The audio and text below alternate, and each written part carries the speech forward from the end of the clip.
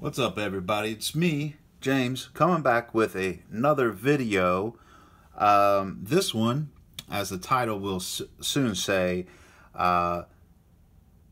modern case knives, something in that nature. I'm not really sure what I'm going to title it, but I just had real quick, did the giveaway. Awesome. Winner was some turkey guy. I screwed your name up. Some dude on Instagram. The turkey dude or whatever, he is the lucky winner, and he already been notified, and the knife will be going to him soon. Actually, it's on its way. I've hit over like 300 subscribers here on YouTube, which is pretty cool. Thanks for that. So this is going to be a different video because almost every video is like, check out this new knife, and like we look at it and we're like, yeah, super cool, right? This, I'm actually kind of annoyed with case. So here's the deal. I check most of these knives. Actually, I check them all. And I check them for fit, finish. For basically, I know it's not a GEC knife, you know, and they're two different kind of knives. But these are also not Rough Rider knives that are inexpensive. And these are made in America with the craftsmanship of Americans and handmade and all that. That being said, some of these knives are like $70. I know because I'm selling them, right? And I have people paying $70 plus $14 shipping in some situations going overseas. And literally, some of these knives are not, in my opinion, worth the money. And so this is kind of a controversial video, right? I'm talking crap about my product. How about that? So, but here's the issue. I checked these knives, and let's see. Here's a good example. I had a guy in Australia order one of the Barlows that were a green zebra wood. Literally, I sold one the day before, and it shipped, checked it, shipped it. I didn't think to check it, but since it was going to Australia, I'm like, I better double check it. Checked it. Seen that it had blade wobble. All right. That's nothing I really talk about much. Whoa. Nothing I really talk about much on this channel. But blade wobble is a thing with case knives. Now, this one don't have it, but this one don't have much snap. All right. We're going to get into it. So I canceled the order. I didn't cancel it. I told him, I said, hey, this one have blade wobble. Let me call the distributor and get another one. Call the distributor, tell him, hey, has blade wobble. It's going to Australia. Let's get a good one so that we don't have to deal with returns, right? So 3 days later, the new one comes in the mail. Check it out. Sure enough, no blade wobble. Awesome. Flip it over, and it had a gap that ran the entire length of the knife. Called the distributor, said, hey, this can't do. First of all, I let the guy know, I let the Australian dude know, this has a gap. Is this okay with you? Because, I mean, if you're okay with it, I'll send it to you. But if not, totally understand. Definitely not okay with it, understandably. Sent it back. Monday, I got a call. Well, you send these knives back, you know. And I said, yeah, I send them back because this one has a gap in it. Oh, well, let me check them. Very nice people, the distributor that I get these knives from. Very nice people. Call me up later today. I checked 26 knives. They all have a gap. So you're telling me that Case made 26 knives that have a horrendous gap. I have a picture of it, but the knife is gone. I can't show you. But I have an example today. And it has a horrible gap in it. And you're telling me Case let that leave the factory like that? Sorry, but that particular knife was like $65 plus $15 shipping or $13 shipping. And who knows what kind of fees that he would have to pay, you know, locally. That's not cool. That's not cool, Case. Not when you can spend just a few dollars more, like $20 or $30 more, and get a GEC, or you can spend a whole lot of money less, and get a Rough Rider for like $13, okay, with way better fit and finish. That is not acceptable. So, like I said, I ordered some knives because after the giveaway, one gentleman said, I want one of those Sodbuster Juniors that you're giving away. Even if I don't win, I want one. Well, there was like 2,000 comments, and there was like 300 and something people who went into the contest. So the chances are against him. And you know, you can go on my Instagram and see how I pick a winner. It's fair. He didn't win.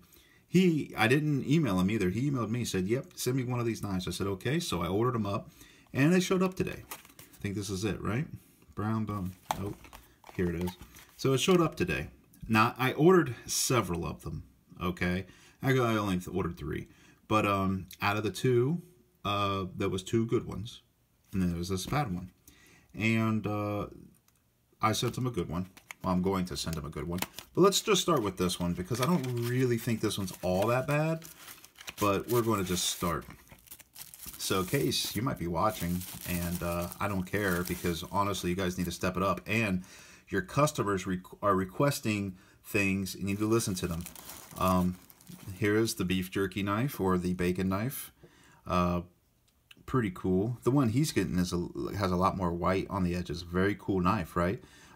This one's got good centering. That's pretty awesome. And I flip it over, and of course you get this gap. And there's a mark there. But I notice a lot of Case knives actually have that mark, so that I'm going to let go. But you see this gap? There's a gap there. In some of my other videos, you can see gaps on knives that, you know, I've not even noticed. Some people have noticed and commented. Now, this one's not the worst thing on earth, especially for a sod buster, a less expensive knife that they offer. But you can see the gap there. That's really light. All right. So it goes pretty much the length here all the way, right? So, and we're not wearing gloves today because there's no point. Who cares about fingerprints? We've got bigger problems to deal with. All right. What's this one? The brown bone saw cut. We are going to wait. Saw cut jig. Is it really jigging if it's saw cut? All right. So here is a Stockman. This one's not too bad either. So we're just going to go to this one. I ordered this one because I think it was cool looking. Now, in the comments, right? First of all, hit like and subscribe. More viewers. This is how you know I'm an honest guy. By the way, I had I called PayPal over an issue, and they actually refunded my money because they were like, "We like honest sellers." So, and I did sell these things on eBay. I still do, and I have a 100% review rating on eBay, which I don't know, for over 200 sales, that's not too bad. So customer service is kind of okay at it. So, but anyway, back to this. I bought this knife thinking it'd be kind of neat to showcase and check out and possibly sell, right? Well, I might sell it, but buyer discretion. Here's another gap. Now, I notice on another knife I have that it's a personal knife of mine. This gap is apparent on some Stockmans. Now, that's not too bad, okay?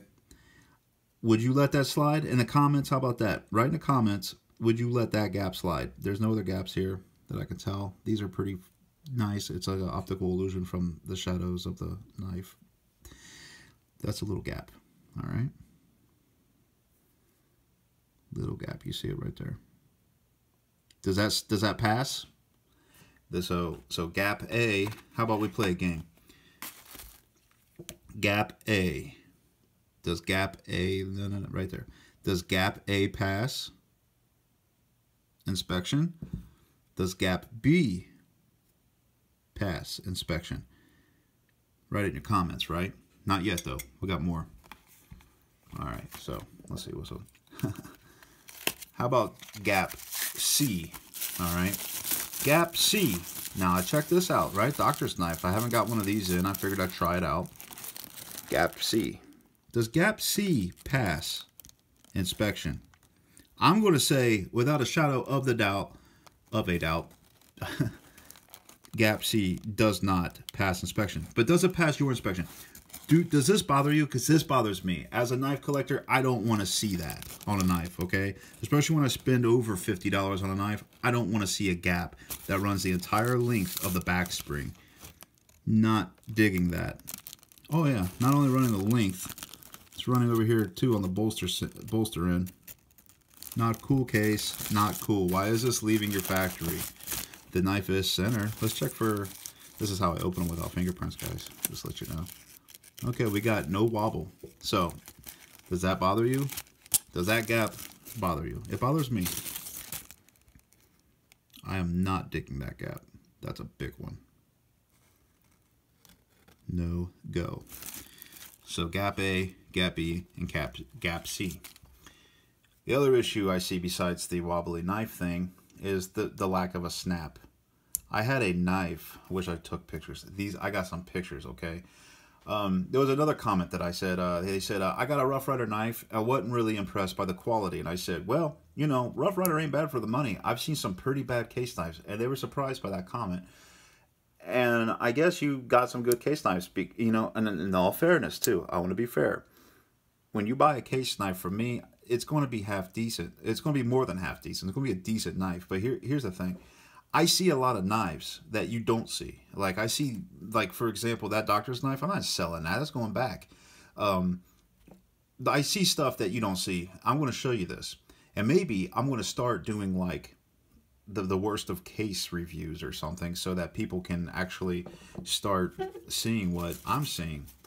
And maybe Case will start realizing, hey, you know, if we want to be competitive in a GEC market, and yeah, I mean, I understand they're two different companies. One's very niche and the other one's kind of not as niche because, you know, you get these things at Harbor Freight, or not Harbor Freight, but like Ace Hardware stores and things, you know, other places, Bass Pros, Cabela's. I mean, you can't go there and buy a GEC knife. I get it. But you know what? Next time you go get a GEC, next time you go to a Bass Pro, ask to look at a rust lock and see if there's a gap in the back screen of a rust lock. I bet you there will be, because I haven't seen one without a gap for about a year. That's why you don't see them on my website. All right? So, yeah, they're two different companies. There's two different situations, right? But you know what? The people on my market, my market people that are following me on Instagram and YouTube, a lot of you collect quality pocket knives, all right? Not all of you collect Rough Riders and don't really care if you get one that has cracked bolsters, ill-fitting, not cracked bolsters, cracked scales, bad bolster to scale fit, gaps in the liners.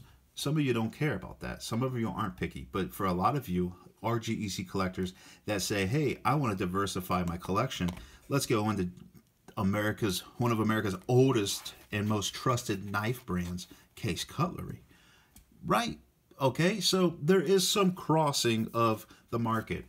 And so, yeah, we are in the same market. In my opinion, it's just a cheaper knife. Now, to judge a $50 knife to a $120 GEC knife, you get what you pay for.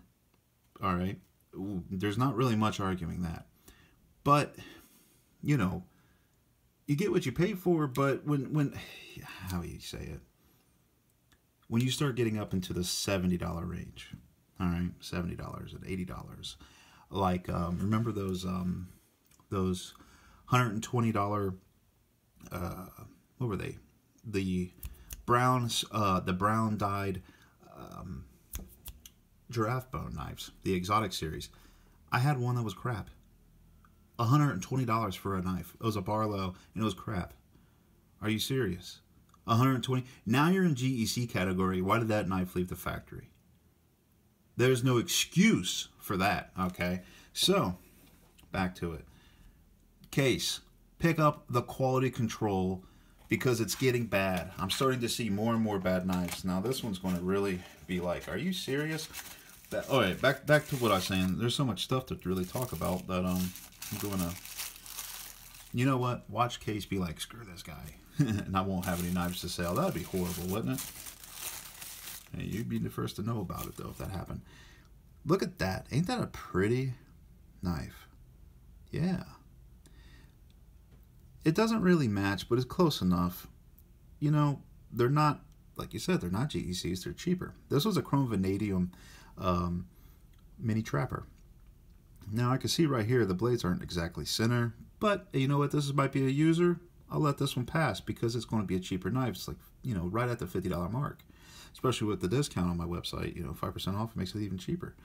But so what? Let's check it for blade wobble. No blade wobble. Awesome, right? Let's open this one up. Oh, nice snap. No blade wobble. That's pretty. What is going on here? Let's try this again. No blade wobble. Pretty awesome. Good snap. There we go. We got it to work that time. But why is it hanging up? This is stuff that should not be out. Is there something stuck in the joint? Does it need lubed? Is the look, see the fit? Is it too tight? This is just, in my opinion, it's not right. This shouldn't be in a box with a case name on it in my hand ready for sale. It's not. It should be in a second class being reworked or thrown away and recycled. You can feel it. You can hear it probably. Listen. It just hangs up right there. Push, push, push, push, push, push, closed. Unacceptable. Now this is a full-size trapper. Alright. This one has some gaps, but I will say these are acceptable gaps because there's going to be gaps on the slip joint. Let's see. A lot of these, some of these are shadows. You can see there's a slight gap there. I say that's acceptable. Right there. It's acceptable. Fairly acceptable. Let me put it in the light where you can really see that there's the difference between like a gap and like a shadow from it being machined at a curve that makes it appear that way. So there is a small gap here. I'm looking above the camera. Small gap. But this is the joint part where you go to open a knife. Good. Trappers are nice. Trappers are very good. And I have these on my website and they're ready to go. These are very good, and that's an acceptable gap. That's the kind of gaps that if you get one with a gap, that's what you'll get, because like I said, but you will not get this crap. You will not get that. That is BS. That is BS. And I've seen them worse than that. I've seen them with burnt tips on the blade. I don't have it. I sent it back already. Burnt tip. A lot of you are starting to complain about grinds. That I can't help, unfortunately. I can't regrind them for you. And a lot of you will resharpen them. But in case if you're watching, work on your grinds, people are starting to complain about that. All right? And justifiably, because, hey, who's going to spend the money? Blade rub, you're going to get that on slip joints. Okay? They're not Ferraris. They're not perfect. You'll get blade rub on Stockmans and things like that. But seriously, this is the kind of stuff that I filter out before you get it. And I've never really showed it to you before, and I figured I'll show it to you now. Here's my little carry. I love this thing. I carry it. Now I don't see, there's a gap here. It's not nearly as bad as the other one, the other Stockman. It's there though. There it is. So I don't know what is up with their manufacturing here. These aren't really that bad, but they're there. Actually, this one is worse. You can see there. It's actually got a ledge. You see the ledge?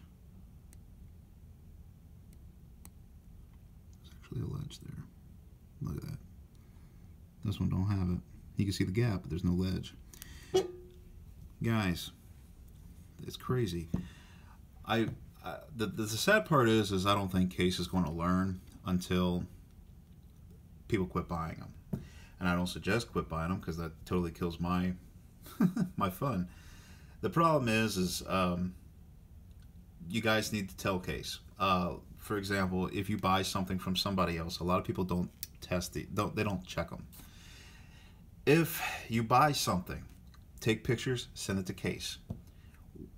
And don't just send it to their messenger, because I did that and they send you an automated thing and it's a waste of your time. They're wanting you to work for free because, oh, would you do this for us? No, do your job. So avoid that crap. Take pictures of the evidence, put it on a review on their Facebook. I did that about a year or two ago and they just turned off reviews. I had like 7 pictures of different knives, each one having their own problem. They deleted the reviews and immediately contacted me to get it right, which I will say their warranty service is good if you're in America. If you're not, they're going to ask you to ship that thing back. That's why I make sure that in Europe, I will ask, you're going to wait 2 weeks. I usually, if it's not perfect, I'll send you a message. If it's not good enough, I don't do that many sales to deal with messages all the time. If I had to do that, I'd have to charge more money because it'd be taking up way more of my time. But you know, I try to send out the good stuff to Europe. I send out the good stuff to everybody, but I make sure there's no reason to return something because the shipping is expensive.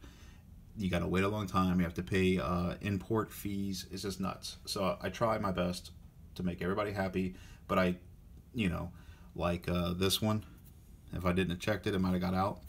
I checked it, so good thing. And you know what? I had a guy in Australia. He got a Barlow that had like a little underneath one of the pins. It was buffed to a pivot, and he was not happy with that. He spent $60 or $50 for the knife, $14, $13 shipping, something like that. And I don't know what kind of fees that he paid for having it imported from America, but he wants a perfect knife. He wants a perfect example of an American quality pocket knife. And he didn't get that. He's not happy. So he sent me a message. Now I'm working with him to fix it. So some things do slip past me. But I figured I'd make this video. We're going on 21 minutes. That's crazy. When you're complaining, you complain for a long time. But I had some swaybacks. Zero snap. Zero snap on the swayback. And the tip was burnt. I mean, it was like blue and brown, okay? Where the tip of the knife, they did something while machining it and ruined it. The temper is bad. If you tried to sharpen it, who knows what would happen. How did that leave the factory? How did the guy sharpening the knife, guy or gal, sharpening the knife go, yeah, this is cool. Let's wrap it up now and send it on its way. That's not acceptable. You guys hiring temps that just don't care? You pay them a minimum wage? What's going on? Aren't these supposed to be, you know, quality cutlers that know what they're doing? How is this happening? Is Zippo not caring what? Because Zippo owns Case. Does Zippo not care what Case does because they have Zippo? You know. Anyway, just figured I'd show you this. And basically, if you buy something from my website, you will get a decent knife. And if you're not happy with it, you let me know, and I do free returns, because sometimes things do slip past me, because I sell quite a few knives and I check them, but things slip by. So like the guy in Australia, and I had one with a it had a big scratch in the bone on one of the CV Barlows. I had a big scratch. It came back. I paid shipping, went back, guy was happy. So, but anyway, my advice is, if you get a case from another seller, which I don't say, I say definitely, if I don't have it, buy it somewhere else, or hit me up, ask me if I can get it. If I can't, no problem. Plenty of business to go around for everybody. But if you get it from a knife from me or somebody else, take a picture of it, send it to Case. If they don't do anything about it, put a review on their Facebook, a 1-star review, complain. Because Case will never fix these problems, these quality control problems, if nobody complains. A lot of these collectors are older people who, I guess they don't care. My distributor tells me that stainless steel is the most popular. That's bull crap. I get requests for chrome vanadium like crazy. I did a survey on my Instagram, and it was like 89% of you want chrome vanadium carbon steel over stainless. So what Case is telling the distributors and what the distributors telling Case is not exactly what the market is going after. So, and I know from experience, selling chrome vanadium is a lot easier than selling stainless. But anyway, if you get a problem, if you get a problem from me, let me know. Take a picture, send it to Case, let them know the problem. I'll return it, and we'll make it right. If I can. If not, I'll return your money. So, but anyway, that's my rant video. Maybe I'll call it my rant video. Who knows? I hope this gets a lot of views, because I know there's a lot of fans out there that love their GECs. And they love Queen before they went out of business. And, you know, they went out of business because they were making crap like this and charging $100 for it. Nobody's going to buy that crap. So, Case, get it better. I like Case. I love Case knives. My first knives that I collected were Steel Warriors and Case. Okay? So, I don't want to see them go out of business. So, Case, if you're watching, I don't want to see you go out of business. None of us want to see you go out of business. We want to see the American Cutlery Company that we have grown to love and respect for years and years. But, you know, Case, let me just do it this way. Find you a nice knife that you made back in like the 1960s or 70s and compare it to what you're making today. All right? That's what you need to do. That, or just buy a GEC and compare it to what you're making. Step it up. If you have to charge more money for it, do it. Because you know what? The demand for GECs are high. Nobody can keep them in stock. If people are willing to drop $110 for a knife every time it drops, you got no excuse. Okay? And especially with your modern facility and productions and all the money and capabilities that you have, there is no excuse. Anyway, end of rant video. I'll see you next time. Check out my website, slipjointguy.com. If I have it for sale, check it out. Buy it. If I don't, send me an email. I'll see if I can get you something. And check out my Instagram. Hit the like button and subscribe. I'll see you guys. Bye-bye.